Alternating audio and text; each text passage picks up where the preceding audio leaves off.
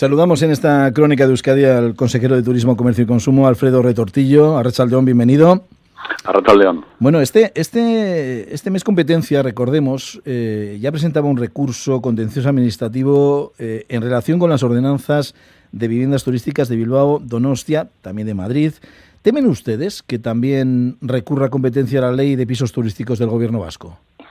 La verdad es que la información que hemos visto hoy es confusa, porque se habla de ley, se habla de decreto, de un informe con determinados criterios de competencia, no un recurso, como efectivamente decías, que se había presentado en relación, o que se anunciaba en relación a las ordenanzas municipales. Incluso llega a afirmarse que no se menciona explícitamente el decreto. En fin, que no tenemos noción concreta sobre esta información, porque de hecho la Comisión Nacional de Mercado de Valores y de Competencia no se ha dirigido a nosotros ni con un informe ni con ninguna comunicación. La única relación que hemos tenido hasta ahora, y en concreto en relación al decreto que aprobamos recientemente, fue la consulta con la Agencia Vasca de Competencia, que emitió un informe y que no ponía pegas a las cuestiones que ahora se mencionan en esa información, que, como digas, está llena de imprecisiones, y por tanto estamos a la expectativa de que algunos extremos se aclaren.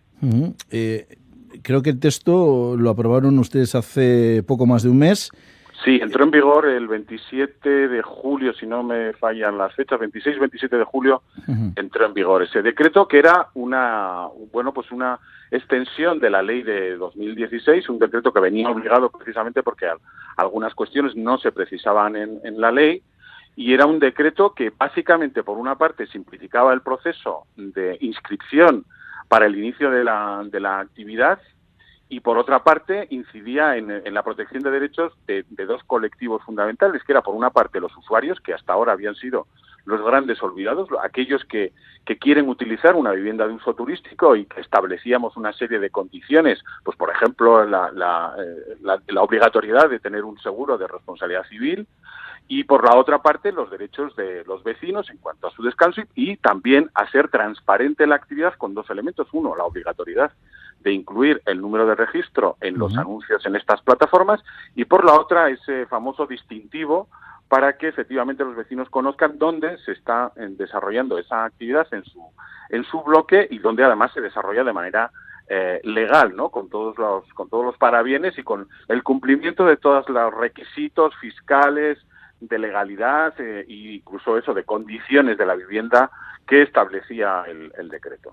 Lo ha mencionado usted, esas condiciones antes del inicio de la actividad. En ese informe, que realmente Competencia tampoco es que menciona explícitamente la ley vasca, sí que viene a calificar todas estas cuestiones relativas al inicio de actividad y otras como graves o muy graves. No sé si es un aviso navegantes de Competencia, que todavía ustedes, como me dicen, no han recibido al respecto ese informe.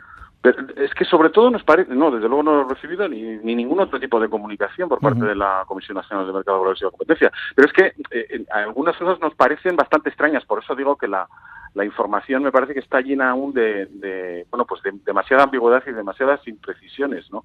Porque efectivamente, por ejemplo, se establece como criterios graves, y desde luego no estamos de acuerdo, el hecho de que se establezcan una serie de condiciones para la vivienda, como que tenga una superficie mínima, o que tenga una serie de equipamientos mínimos, o que tenga un horario de atención a aquellos que decidan alquilar una vivienda turística de este tipo para pasar unos días en Euskadi, o que se diga que es muy grave el hecho de que se establezca un registro previo. Hombre, nosotros solamente en este caso concreto, el referido al registro es un desarrollo de la ley. La ley lleva en vigor desde 2016, ¿no? Que eso se establezca como un criterio muy grave, la verdad es que nos parece muy extraño, y sobre todo no coincide con el propio desarrollo del decreto. Nosotros en el proceso de elaboración del decreto hemos desarrollado un proceso participativo en el que han tenido cabida distintos colectivos, desde luego también la Agencia Vasca de la Competencia, y por supuesto el propio sector que agrupa a viviendas que se ofertan, a gestores de viviendas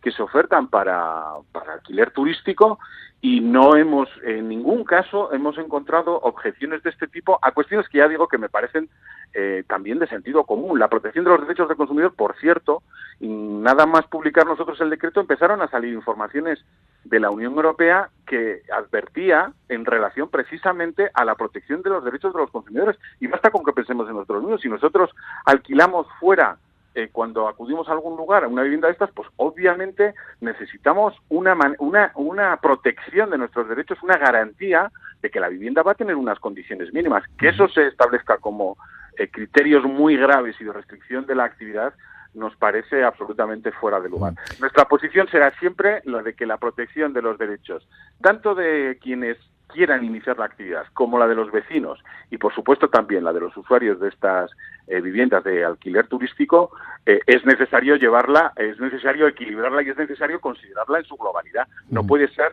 que una actividad quede absolutamente desregulada y que al final lo que resulte sea un menoscabo de derechos. Bueno, pues estaremos pendientes de si ustedes en el departamento, en el gobierno vasco, reciben algún requerimiento en este tipo, como lo hicieron en su día Bilbao y Donostia al respecto de esta cuestión por parte de competencia, y en su momento pues recabaremos también la opinión, lo que dicen ustedes, si llega, insisto, ese requerimiento por parte de competencia. Aprovechando su presencia en esta crónica de Euskadi, consejero, ayer usted publicaba datos relacionados con el turismo en el mes de julio, precisamente, y hoy, digamos que remarcaba esos datos precisamente hablando de pernoctaciones en apartamentos turísticos. No sé, me ha resultado llamativo el dato, esta fuerte subida del 23,9% respecto al mismo periodo de 2017 en pernoctaciones en apartamentos turísticos. Sí, bueno, pero también venimos de números muy pequeños. En cualquier caso, aclarar que cuando hablamos de la figura de apartamentos turísticos no son las viviendas de uso turístico, es la fórmula de hoteles, apartamentos, eso es, que conocemos, ¿no?